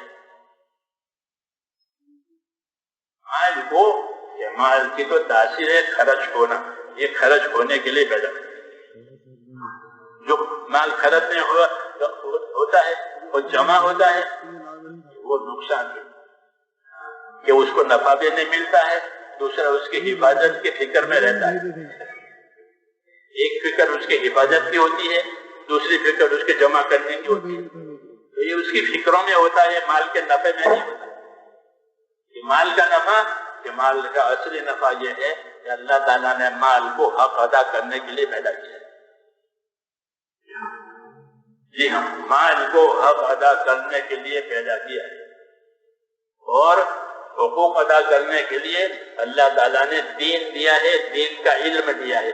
جو دین سیکھے گا، دین کا علم سیکھے گا، اس کو یہ ضرور سمجھ میں آئے گا بات کہ مال میں حقوق ہے۔ جو دین نہیں سیکھے گا اس کے دل میں مال کی طرف سے لالچ آئے گا، تو وہ مال کو روکے گا اور حق ادا نہیں کرے گا۔ اور مال کو روکنا یہ بخیلی کہلاتی ہے، بخل، بخیل، کنجوسی۔ کنجوسی کے درجے ہیں، بعض درجے کنجوسی کے حرام ہے، کہ بخیلی حرام ہے. کون سی بخیلی حرام ہے؟ کہ وہ بخیلی حرام ہے جو واجب حقوق کو ادا نہ کرنے دے. بخیلی کی وجہ سے واجب حقوق ادا نہیں کیے کہ یہ بخیلی حرام ہے. اس کو اپنا علاج کرنا پڑے گا کہ یہ بیماری میرے اندر سے نکل جائے کہ مجھ سے واجب حقوق ادا نہیں ہوتے. یہ بخیلی حرام ہے. فضائل صدقات پڑھنا. فضائل صدقات میں حضرت شیخ رحمۃ اللہ علیہ اللہ ان کو جزائے خیر دے بہت تفصیل سے امت کو یہ بات سمجھائیے کہ بخیلی کا ایک درجہ حرام ہے کہ وہ کیا واجب حق ادا نہ کرے. مال میں کیا کیا حق واجب ہے. میں نے کہا نہیں اللہ جتنے اسباب دیں گے اتنے احکام دیں گے تاکہ اپنے اسباب میں احکام کے ساتھ زندگی گزارے. یہ دین ہے. اپنے اسباب میں احکام کے ساتھ زندگی گزارنا اس کا نام دین. اور اپنے اسباب میں احکام کو چھوڑ دینا یہ فسق ہے. یہ فسق ہے. یہ نافرمانی ہے. اسباب اللہ نے دیے اور احکام انہوں نے توڑ دیے یا چھوڑ دیے. کافر حکم توڑتا ہے, مسلمان حکم چھوڑتا ہے. کافر حکم توڑتا ہے, نہ مانتا ہی نہیں کہ نہیں کچھ نہیں ہے. اس نے تو بات ہی توڑ دی. مسلمان توڑتا تو نہیں ہے لیکن چھوڑتا ہے. یہ چھوڑنے کی وجہ سے یہ گنہگار ہوتا ہے. یہ ناشکرا ہوتا ہے. یہ ناشکرا ہوتا ہے کہ اس کو نعمت دی تھی اور اس نے یہ برتاؤ کیا. اس لیے حکم ہے کہ شکر گزار بنو. نعمت کو بھی استعمال کرو, کھاؤ پیو اور شکر گزار بنو. یہ تعلیم ہے. کلوا من رزق ربکم واشکروا لہ بلدۃ طیبۃ ورب غفور. کھاؤ پیو استعمال کرو لیکن شکر گزار بنو. جو قومیں بڑی بڑی مالدار ہوتی ماضی میں ان کو یہ تعلیم دی تھی کہ تمہاری مالداری مبارک, کوئی گناہ نہیں مالدار ہونا, کوئی گناہ نہیں زمیندار ہونا, لیکن اس کی شکر گزاری ضروری ہے کہ اس نعمت میں حق ادا ہو جائے. میں نے کہا اللہ نے مال دیا ہے. حضور نے فرمایا میری امت کی بڑی آزمائش مال میں ہے. بڑا فتنہ میری امت میں مال ہے. حضور صلی اللہ علیہ وسلم نے مال کے کمانے کے راستے بھی بتائے, مال کے خرچ کرنے کے راستے بھی بتائے. اسی طرح سے خرچ کماؤ, اسی طریقے سے خرچ کرو. ہاں, تاکہ جاری پانی کی طرح آتا رہے, پانی جاتا رہے, تو وہ پانی بگڑتا نہیں ہے. جاری پانی بگڑتا نہیں ہے, متاثر نہیں ہوتا. لیکن جو پانی جاری نہیں, راکد ہے, اپنے کا جم گیا, وہ پرانا ہو جاتا ہے. جس کنویں کو استعمال نہیں کرو گے اس کا پانی سڑ جائے گا. ایسے مال میں اللہ تعالیٰ نے حقوق رکھا ہے اور مال قربان کرنے کے لیے دیا ہے, جمع کرنے کے لیے نہیں دیا ہے, قربان کرنے کے لیے دیا ہے. اس کی منفعت اور اس کا نفع اس کی قربان کرنے میں ہے, اس کے خرچ کرنے میں ہے. یہاں تک کہ اگر خواہشات ہے تو خواہشات پوری کرنے کے لیے بھی مال خرچ کرنا پڑے گا. مال خرچ نہیں کرے گا تو خواہش بھی پوری نہیں ہوگی. ہاں, حالانکہ خواہشوں سے تو محبت ہے, خواہشوں سے محبت ہے, لیکن اگر مال جمع کرے تو اس کی خواہش بھی پوری نہیں ہوگی. بھوکا رہے گا, پیاسا رہے گا. جو مال جمع کیا ہے وہ خرچ نہیں کرتا. کھانے پینے کی خواہش ہے تو اپنے خواہشوں کے لیے بھی مال خرچ ہوتا ہے. دین نے یہ کہا کہ خواہشوں پر مال خرچ ہونے کا تو رواج ہے, تم مال کو حق پر خرچ کرو تاکہ اس کا حق ادا ہو جائے اور شکر ادا ہو جائے. جب شکر ادا ہوگا تو مال محفوظ, نعمت محفوظ رہے گی. شکر ادا نہیں ہوا تو نعمت خطرے میں آ گئی. شکر ادا نہیں ہوگا تو نعمت خطرے میں آ جائے گی. ناشکری کی وجہ سے نعمت پر زوال آئے گا, نعمت چھینی جائے گی. اللہ تعالیٰ چھین لیتے ہیں یا اس کو نعمت میں سے دور کر دیتے ہیں. نعمت اپنی جگہ رہے گی, ان کو دور کر دیں. چلو تم نعمت کے لائق نہیں ہو, تم ہٹو, دوسروں کو لائیں گے ان کی جگہ پر. کیوں کہ وہ حق ادا کریں گے، یہ حق ادا نہیں کرتے۔ زوال کی دو شکلیں ہیں، یا تو اللہ تعالیٰ نعمت ہی چھین لیتے ہیں ناراض ہو کر کے، یا یہ کہ نعمت تو اپنی جگہ رہتی ہے ان کو ہٹاتے ہیں۔ قریش مکہ نے حضور صلی اللہ علیہ وسلم کی نعمت کی قدر نہیں کی۔ اللہ نے بڑی نعمت دی تھی کہ ان کی قوم میں، ان کے خاندان میں نبی بھیجا، قرآن ان کی زبان میں اتارا، اور بڑی بڑی نعمتیں دی، اور جب دین آیا تو انہوں نے آپ کے اللہ کے نبی کی مخالفت کی، دشمنی کی، پریشان کیا نبی۔ تو اللہ تعالیٰ نے نبی کو تو رکھا اور قریش کو اجاڑ دیا، قریش کی حیثیت ہی اجڑ گئی۔ أَلَمْ تَرَ إِلَى الَّذِينَ بَدَّلُوا نِعْمَةَ اللَّهِ كُفْرًا وَأَحَلُّوا قَوْمَهُمْ دَارَ الْبَوَارِ جَهَنَّمَ يَصْلَوْنَهَا وَبِئْسَ الْقَرَارُ۔ یہ آیت ابن عباس فرماتے تھے کہ کفار قریش کے بارے میں آئی ہے، یہ دیکھا نہیں اس قوم کو جنہوں نے اللہ کی نعمت کے جواب میں ناشکری کی ہے۔ یہ نعمت محمد صلی اللہ علیہ وسلم، نعمت اللہ کا دین، نعمت اللہ کی کتاب، یہ ان کو ملی تھی، انہوں نے اس کے جواب میں کفر کیا، رسول کو ستایا، قرآن کا انکار کیا کہ تو قصے کہانیوں کی کتاب ہے، قصے کہانیوں کی کتاب ہے یہ کہا، اور آپ صلی اللہ علیہ وسلم کے معجزے کو جادو بتایا، یہ جادوگر ہے، یہ قدر کی۔ دیکھا انہوں نے کہ اللہ نے ان کو نعمت دی تھی، انہوں نے اس کی ناقدر کی، تو پھر کیا ہوا کہ اللہ نے قریش کو اجاڑ دیا، ان کی حیثیت ہی ختم ہو گئی، اور اس کی جگہ اللہ انصار مدینہ کو لائے اپنے نبی کی مدد کے لیے۔ عائشہ صدیقہ فرماتی تھی کہ جب قریش نے ناقدری کی، قریش کو ہٹایا، چلو تم ہمارے نبی کی خدمت کے لائق نہیں رہے، تم ہمارے دین کی مدد کے لائق نہیں ہو، ہم تمہاری جگہ دوسروں کو لائیں گے۔ تو مدینے کے لوگوں کو لائے، ان سے تعارف ہوا، ان کے قصے ہیں نصرت کے۔ ایسے جب نعمت کی ناقدری ہوتی ہے دینی دنیاوی، تو پھر وہ نعمت اٹھا لی جاتی ہے۔ اس لیے کہا کہ اس میں اللہ تعالیٰ کا حق ادا کرو۔ مال اور جان یہ دو بڑی نعمتیں ہیں، یعنی حیات اور مال یہ دو بڑی نعمتیں اللہ کی طرف سے دی جاتی ہیں، اسی پر ساری ذمہ داریاں آتی ہیں۔ یہ جان مال کا استعمال کہاں ہوگا، جان مال کا استعمال کہاں ہوگا؟ تو نبی آ کر یہ کہتے ہیں کہ جان مال کا استعمال حقوق کی ادائیگی پر ہوگا اصل، اس لیے وہ حقوق کا علم دیتے ہیں، یہ اللہ کا یہ حق ہے، فلانے کا یہ حق ہے، فلانے کا یہ حق ہے، سب کے حقوق بتاتے ہیں۔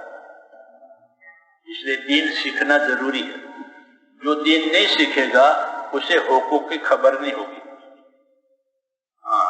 کہ مجھ پر کیا حق ہے، مجھ پر میری ذات کا کیا حق ہے، اسی خبر نہیں ہے۔ اپنی ذات کی ضرورت کی خبر ہے، جو کھانے کی ضرورت، پینے کے، پہننے کی، اڑنے کی، یہ تو حاجت ہے، یہ تو ہر جانور کو خبر ہے کہ کیا حاجت ہوتی ہے۔ جانور بھی بھوکا ہوتا ہے تو کھانے کی تلاش میں نکل جاتا ہے، پیاسا ہوتا ہے تو پانی کی جگہ پہ چلا جاتا ہے، خطرہ ہوتا ہے تو بھاگ جاتا ہے، یہ تو حاجت ہے۔ حاجت کا شعور اور دھیان تو ہر جاندار میں ہوتا ہے، یہ کوئی کمال نہیں ہے، بلکہ کمال یہ ہے کہ مجھ پر کیا حق ہے، میں انسان ہوں، اور دنیا حقوق ادا کرنے کی جگہ ہے اور آخرت بدلہ پانے کی جگہ ہے، یہاں حقوق ادا کرنے کی بات ہے۔ اس لیے حضور صلی اللہ علیہ وسلم کو دین دیا ہے، آپ نے حقوق بتائے۔ سب سے پہلا حق کس کا ہے؟ اللہ کا، پہلا حق اللہ کا۔ حضرت معاذ بن جبل سے حضور پوچھتے ہیں، معاذ آپ کو معلوم ہے اللہ کا کیا حق ہے؟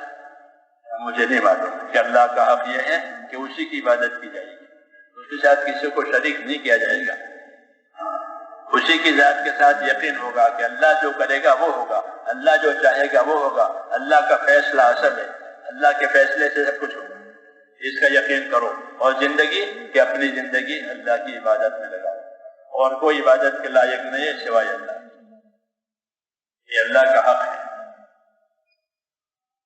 اللہ کا حق سمجھانے کے لیے اللہ اللہ تعالیٰ نے رسول بھیجے تاکہ اللہ کی عبادت کا حق بتاوے کہ وہ عبادت کیا کیا ہے، کتنی ہے، کیسی ہونی چاہیے۔ اس لیے ہر نبی آ کر سب سے پہلے عبادت کی دعوت دیتا تھا۔ یا قوم اعبدوا اللہ ما لکم من الہ غیرہ، اے میری قوم اللہ کی عبادت کرو، اس کے سوا تمہارے لیے کوئی عبادت کے لائق نہیں۔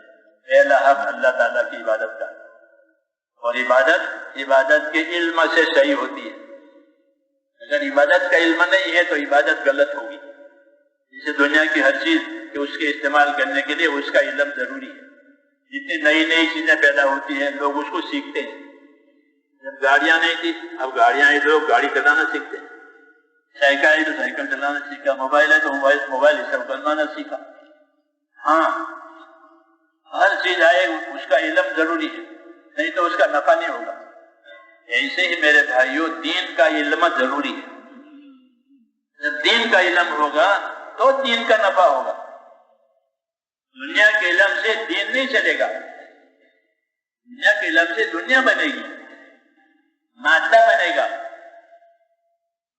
دنیا کے اسباب کی ترقی ہوگی دنیا کے علم سے۔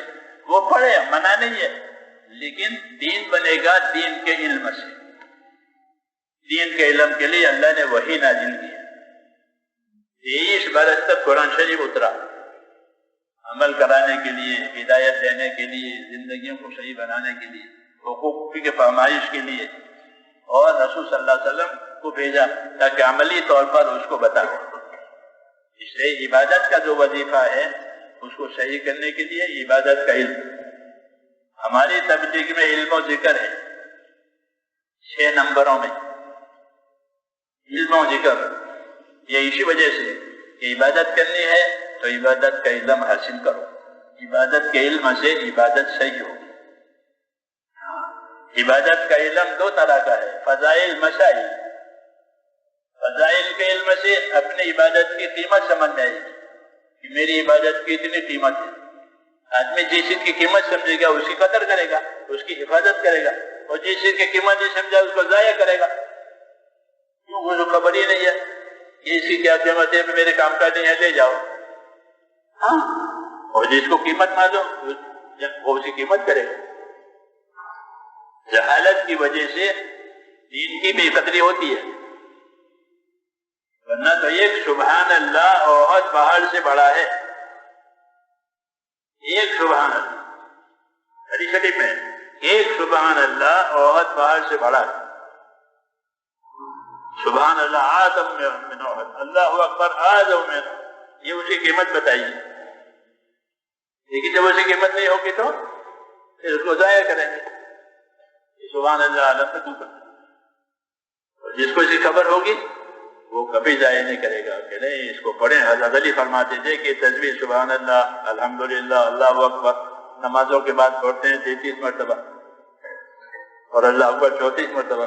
فرمایا یہ حدیث مجھ کو جب سے پہنچی ہے میں نے یہ کبھی میرے سے فوت ہی نہیں ہوئی، میں اس کا پابند ہوں۔ جب سے میں نے یہ حدیث سنی ہے کہ نمازوں کے بعد اور سوتے وقت یہ پڑھی جاتی ہے، یہ فوت ہی نہیں ہوئی۔ کسی نے پوچھا کہ فلاں موقع پر آپ میدان میں تھے، میدان جنگ میں بہت مصروف تھے، اس میں پڑھی تھی؟ کہاں، اس میں بھی پڑھی تھی تسبیح۔ ہماری طرح سے کہ تو انفرادی ہے، رہنے دو۔ ہاں انفرادی ہے، انفرادی چھوڑنے کے لیے تھوڑے ہوتا ہے، اجتماعی بھی کرنے کے لیے ہوتا ہے، انفرادی بھی کرنے کے لیے ہوتا ہے۔ چھوڑنے کے لیے تو کوئی نہیں، چھوڑنے کے لیے تو وہ چیزیں ہیں جو گناہ ہے، وہ چھوڑنے کے لیے ہے، یہ چھوڑنے کے لیے نہیں ہے۔ کیوں کہ ہر عمل کا اثر بھی ہوتا ہے، اجر بھی ہوتا ہے۔ ہر عمل کا اثر ہوگا، اجر بھی ہوگا۔ جیسے آپ نمک ڈالیں گے کھانے میں تو نمک کا اثر ہوگا، یہ نہیں ہوگا۔ تیل ڈالو گے تیل کا اثر ہوگا، مسالہ ڈالو گے مسالے کا اثر۔ ایسے زندگی میں میرے دوستوں کہ جو عمل کرے گا اس کا اثر ہوگا دل پر، اور اس کا اجر ہوگا، یعنی اس کا ثواب لکھا جائے گا۔ ہر عمل میں یہ 2 تاثیریں ہیں، اس کا اثر، اس کا اجر، اس کا اثر، اس کا اجر۔ تو جن کو یقین ہوتا ہے کہ اس پر مجھ کو یہ ملے گا وہ سبحان اللہ کو نہیں چھوڑے گا۔ یہ تو بہت پہاڑ سے بڑا ہے، جب اس کا یقین نہیں ہے تو پھر آئی گئی بات ہے۔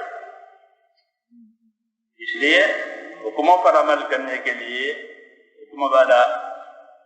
حکم والا علم، اس کے نتائج اور فضائل والا علم، تاکہ اس علم کی روشنی میں اس حکم کی، اس کے درجے کی قدر ہو جائے اور حکم کو پورا کر کے حق ادا کرے۔ تو اللہ تعالیٰ نے اسباب کو حکموں کے ساتھ جوڑا ہے، جو اسباب ملے ہیں اس کے ساتھ حکم ہے، یہ کرو یہ کرو یہ کرو۔ اس کے لیے میں کہہ رہا تھا کہ دین کا علم حاصل ہونا ضروری ہے۔ عام طور پر یہ سمجھتے ہیں کہ ہم تو جانتے ہیں، حالانکہ جو جانتے ہیں وہ ٹھیک ہے، لیکن وہ تھوڑا ہے۔ ہم نہیں کہتے ہیں نہیں جانتے ہیں، لیکن جو جانتے ہیں وہ تھوڑا ہے، اور جو نہیں جانتے ہیں وہ زیادہ ہے۔ جب جانے گا نہیں تو کیسے کرے گا؟ حضور صلی اللہ علیہ وسلم کو سکھانے والا بنا کر بھیجا گیا۔ آپ کو معلم الناس الخیر، حضور صلی اللہ علیہ وسلم کون ہے؟ لوگوں کو خیر کی باتوں کی تعلیم دینے والے۔ یہ آپ کا شرف اور مرتبہ ہے، معلم الناس الخیر۔ نبی کون ہے؟ کہ لوگوں کو خیر کی باتوں کی تعلیم دینے والا۔ جو چیز خیر کی ہے وہ حضور صلی اللہ علیہ وسلم نے تعلیم دی ہے۔ مال میں کیا خیر ہے؟ تو مال کے خیر کی تعلیم دی ہے۔ اگر یہ مال کی خیر حاصل نہیں ہوئی تو پھر مال کا شر ہے، مال کا شر آئے گا۔ مال کے شر سے پھر بغاوت پیدا ہوگی نفس کے اندر۔ جی ہاں، کہ مال کے نقصانات۔ اللہ تعالیٰ نے حیات اور مال یہ دونوں چیزیں ہم کو دی ہیں، اور یہ دونوں چیزیں بطور امانت کی دی ہیں، بطور نعمت کی بھی دی ہے اور بطور امانت کی بھی دی ہے۔ نعمت تو اس لیے دی ہے کہ ہم نعمت کے محتاج ہیں۔ آدمی اللہ کی ہر نعمت کا محتاج ہے۔ اگر اللہ نہ دے تو اس کی حاجت نہیں پوری ہوگی، تو اس لیے نعمتیں دی ہیں کہ ان کی حاجتیں پوری ہو جاوے، ان کو راحتیں مل جائے اور زندگی اطمینان سے گزر جائے۔ جس طرح یہ نعمت ہے اس طرح وہ امانت بھی ہے۔ اس کا دوسرا پہلو یہ ہے کہ اسے حق ادا کرنا ہے، اسے حق ادا کرنا ہے۔ حق ادا کرنے کے لیے حق کا علم ضروری ہے۔ یہ دین سیکھیں گے تو حق کی خبر پڑے گی، علم نہیں سیکھا ہے تو حق کی خبر نہیں ہوگی۔ اپنی حاجت کی خبر ہوگی، اپنی راحت کی خبر ہوگی، اپنی دنیا کی ترقی کی خبریں ہوگی، یہ ہوگی۔ یہ دھوکے کا سامان ہے۔ دھوکہ اس لیے ہے کہ اس میں پھنس گیا، آخرت چھوٹ گئی۔ جو اصلی چیز تھی باقی رہنے والی وہ چھوٹ گئی، ہاں، اور جو ہاتھ میں آئی وہ باقی نہ رہی، تو نہ ادھر کا رہا نہ ادھر کا رہا۔ یہ دھوکہ ہو گیا۔ اس لیے میرے بھائیوں، یہ دین کا تقاضا کہ اپنے دین کو سیکھنا، علم و ذکر کا جو تذکرہ ہے ہماری دعوت میں، وہ اس لیے کہ اپنا دین سیکھو تاکہ اللہ کا حق پہچانو، اپنی ذات کا حق پہچانو کہ میری ذات کا مجھ پر کیا حق ہے۔ کھانے پینے کو حق سمجھتے ہیں، ٹھیک ہے، لیکن کھانے پینے والا جو حق ہے وہ تو موت سے پہلے کا ہے، موت کے پر کھانے پینے کے بعد ختم ہو جائے۔ اصل حق آدمی کی زندگی کا اس کے اوپر یہ ہے کہ آدمی اپنے آپ کو دوزخ سے بچا لے، یہ اصلی حق ہے۔ میری ذات کا مجھ پر اصلی حق یہ ہے کہ میں اپنے آپ کو دوزخ سے بچاؤں۔ اس طرح ہر انسان کو یہ کہا کہ اپنی ذات کو دوزخ سے بچاؤ، یہ تمہارے اوپر حق ہے۔ اگر تم اپنا بچاؤ نہیں کرو گے دوزخ سے تو کوئی دوسری چیز نہیں بچاوے گی۔ وَلَا تَزِرُ وَازِرَةٌ وِزْرَ أُخْرَىٰ، کوئی کسی کا بوجھ نہیں اٹھائے گا کہ بھئی اس کو دوزخ میں نہ بھیجو میں چڑھ جاؤں، کیسے؟ اس میں نہیں چلتی بات۔ تو آدمی کی ذات کا آدمی اوپر حق یہ ہے کہ وہ اپنے آپ کو دوزخ سے بچائے، یہ اصل حق ہے۔ یا ایھا الذین آمنوا قوا انفسکم، اے ایمان والو اپنے آپ کو بچاؤ اور اپنے اہل و عیال کو دوزخ سے بچاؤ۔ اپنے آپ کو، اپنے اہل و عیال کو دوزخ سے بچاؤ، یہ سب سے بڑا حق ہے۔ دوزخ سے کیسے بچائیں گے؟ دوزخ کو تو دیکھا بھی نہیں ہے اور دوزخ دکھائی بھی نہیں دیتی ہے، پھر دوزخ سے کیسے بچائیں گے؟ حضرت علی رضی اللہ تعالیٰ عنہ آیت کا مفہوم یہ بتاتے تھے، یا ایھا الذین آمنوا قوا انفسکم واہلیکم نارا، اس کا مفہوم یہ فرماتے تھے کہ اس آیت کا مفہوم اور مطلب یہ ہے کہ اپنے آپ کو دین سکھاؤ، اپنے اہل و عیال کو دین سکھاؤ۔ جب دین سیکھو گے تو حق سمجھو گے، حق ادا کرو گے، کیونکہ دین میں حقوق کی تعلیم ہے، دین میں حقوق کی تعلیم دی گئی ہے۔ مالداری میں مالداری کا کیا حق ہے، غریبی میں کیا حق ہے، تو یہ سب حقوق کی تعلیم دی ہے۔ تو اس لیے فرماتے تھے کہ آیت کا مفہوم یہ ہے کہ ایمان والو اپنے آپ کو اور اپنے اہل و عیال کو دوزخ سے بچاؤ۔ اس سے کیسے بچائیں گے؟ دوزخ تو دیکھی نہیں ہے۔ مطلب یہ ہے کہ اپنے آپ کو دین سکھاؤ، وقایت نفس، اپنی ذات کو بچانا۔ کس سے بچانا؟ کہ دوزخ سے بچانا۔ وہ کیسے ہوگا؟ کہ دین سیکھنے سے ہوگا۔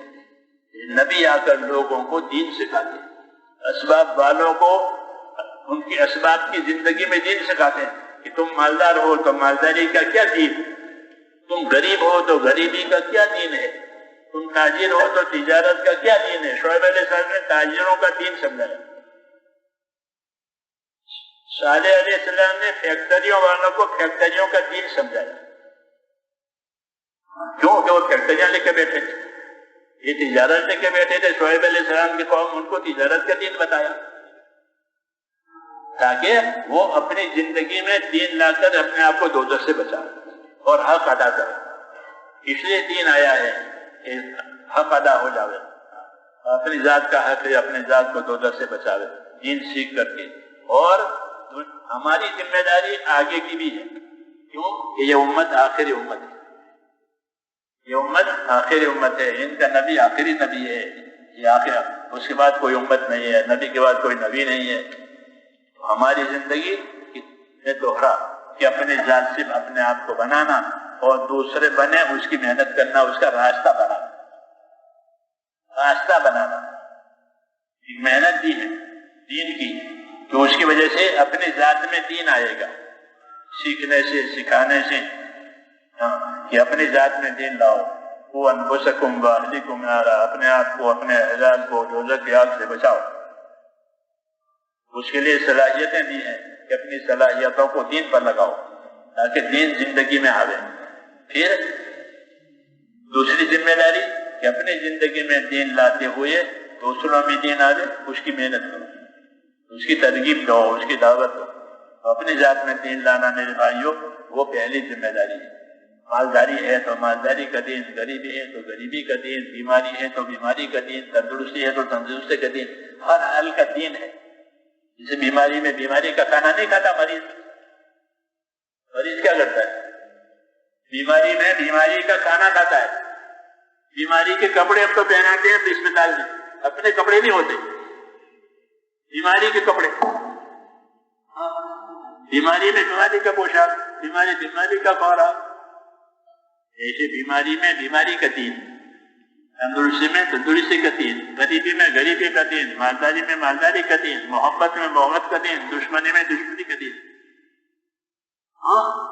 دشمنی کا معنی دشمنی کرو، ایسا نہیں ہے، دشمنی کا بھی دین ہے، محبت کا بھی دین ہے۔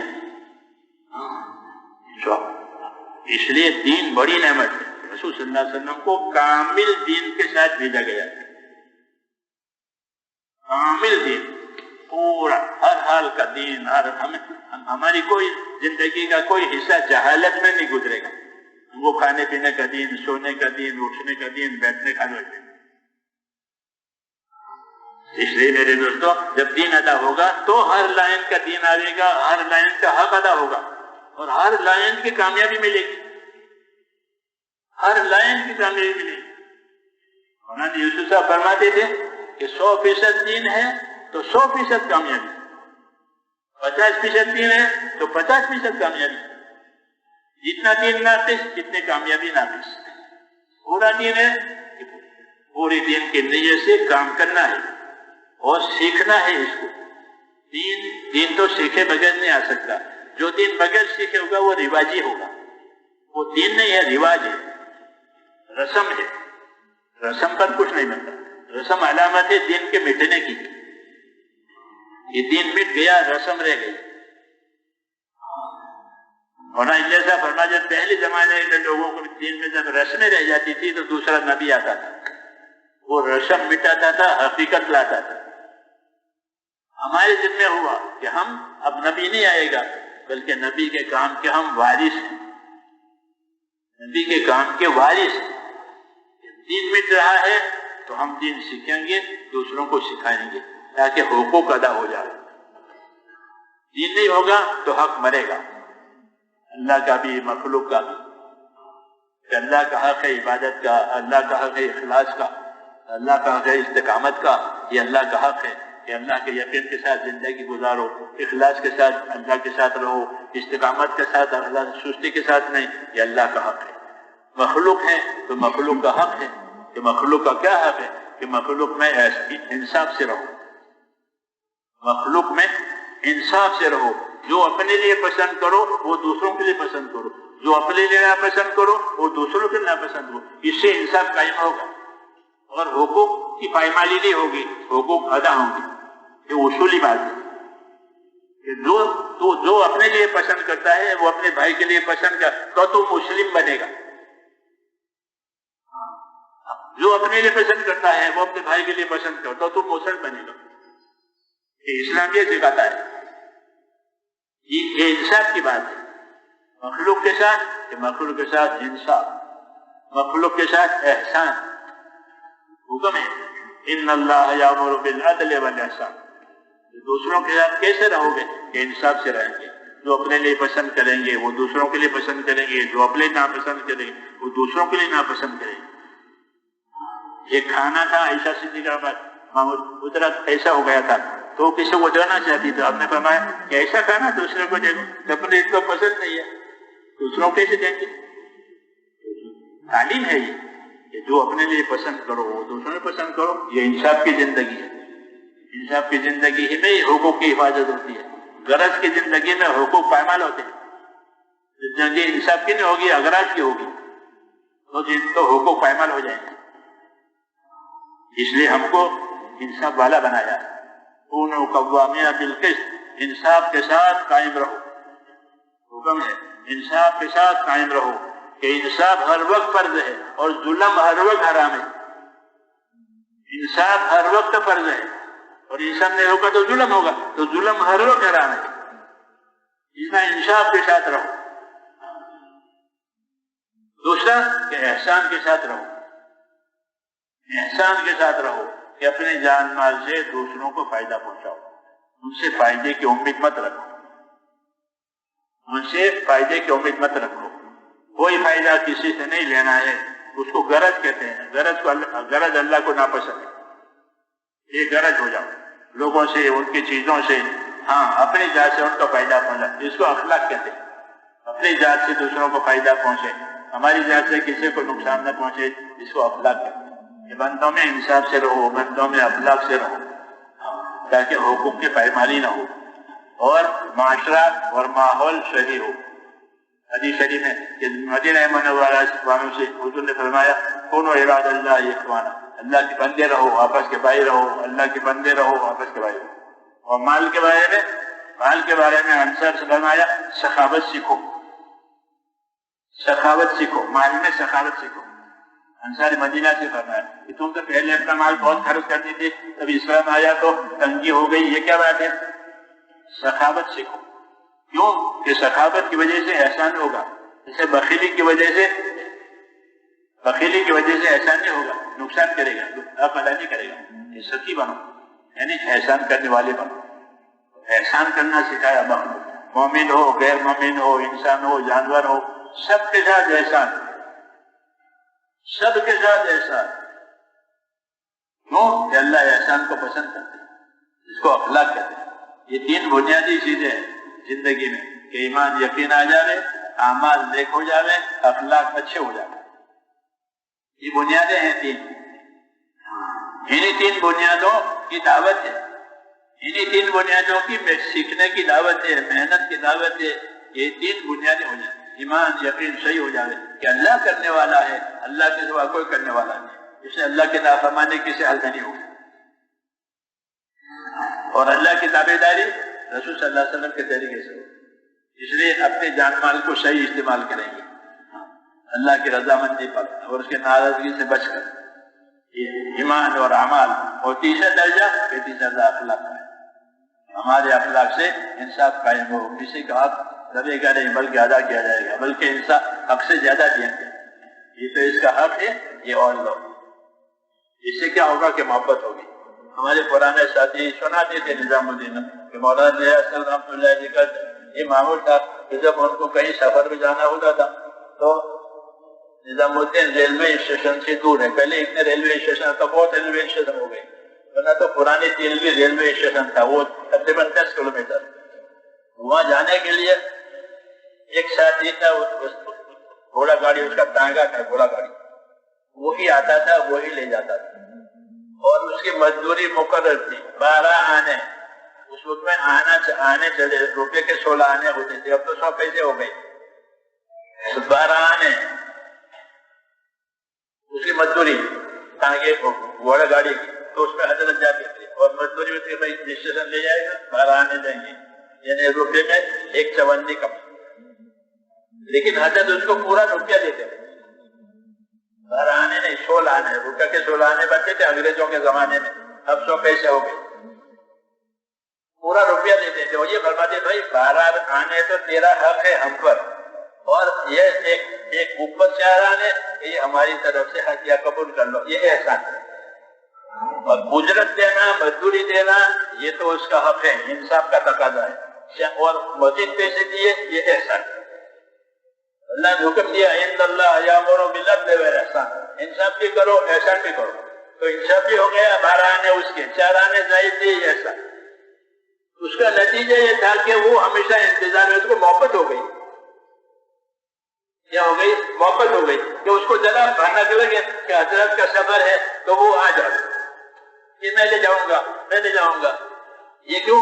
کہ اس کے حسن سلوک کی وجہ سے، یہ حسن سلوک سکھایا، ورنہ تو اجرت تو دینی ہے ہر ٹانگے والے کو، جی ہاں، لیکن حسن سلوک اپنے جگہ ہے، اس کو کہتے ہیں ایمان اور احسان، انصاف اور احسان، کہ اس کی وجہ سے محبتیں پیدا ہوگی، سینے صاف ہو جائیں گے، سینے صاف ہو جائیں گے، ورنہ سینوں میں شکایتیں ہوگی، ہاں سینوں میں شکایتیں پیدا ہو جاتی ہے، جب سینوں میں شکایتیں پیدا ہوگی تو آدمی تعاون سے رک جائے گا، پھر تعاون نہیں کرے گا، اس کو شکایت ہے، ہاں قدرتی بات ہے، شکایت پیدا ہوگی، یہ شکایت نہیں پیدا کرنی ہے، اولا تو شکایت لانی نہیں ہے، ایک شکایت ہوتی ہے ایک بدگمانی ہوتی ہے، یہ دو چیزیں تعاون سے روک دیتے آدمی کو، جب آدمی بدگمان ہو گیا تو وہ تعاون نہیں کرے گا، کہ ہم نہیں جانتے وہ جانے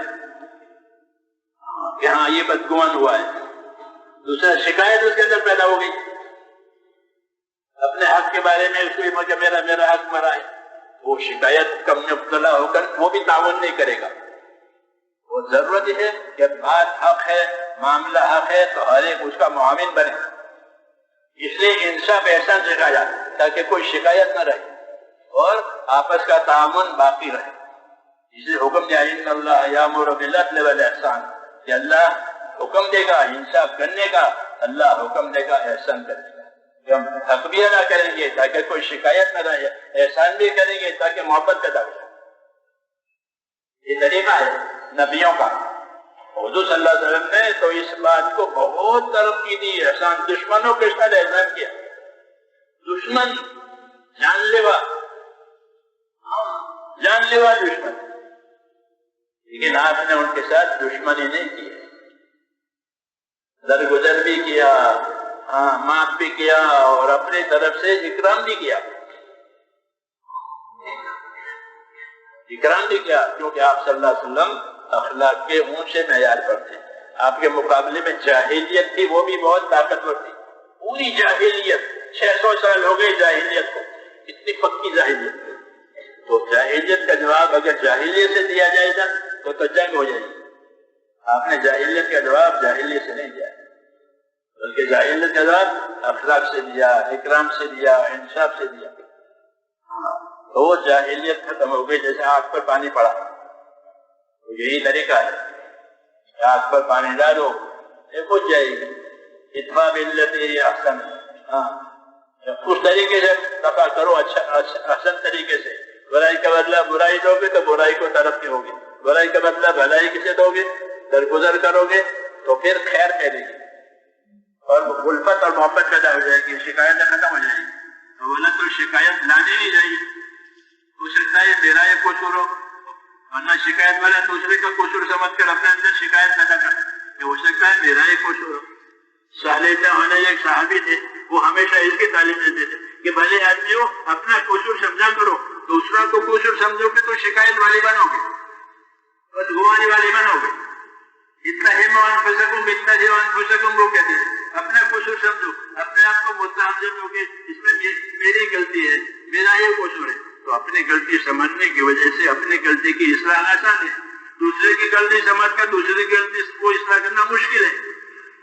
تو ان لوگوں کو یہ تعلیم دیتے ہیں صالح ہونے، ان کے بارے میں یہ مشورہ ہے اتہموا انفسکم، بھائیوں جب کوئی بات ہو جائے اپنا قصور کہ بھائی میرا یہ قصور ہے، میری یہ غلطی ہے، میں معافی چاہتا ہوں، میں اس کا تدارک کرتا ہوں، تو مسئلہ پہ صاف ہو جائے گا کہ نہیں یہ اس کا قصور ہے، اس نے یہ کیا کہ تمہارے ہاتھ میں اس کی اصلاح نہیں ہے تو معاملہ بگڑ جائے گا۔ یہ صحابہ کرام کی سیرت ہے، حضور صلی اللہ علیہ وسلم کی سیرت سے انہوں نے یہ چیزیں دی ہے کہ اس میں انصاف، احسان، اخلاق اور معاملے کے سدھار۔ اس لیے میرے بھائیوں دین سیکھنا اس لیے ضروری ہے۔ صحابہ نے دین سیکھا تو ان کی زندگی ایک معیار بن گئی، نمونہ بن گئی۔ ایسے ہم بھی اس کام کو خالی پھرنا نہیں ہے، کبھی پھرنا ہے، خالی پھرنا نہیں ہے، پھرنا ان چیزوں کے ساتھ ہے۔ جیسے چکی خالی پھرے تو کوئی فائدہ نہیں ہے،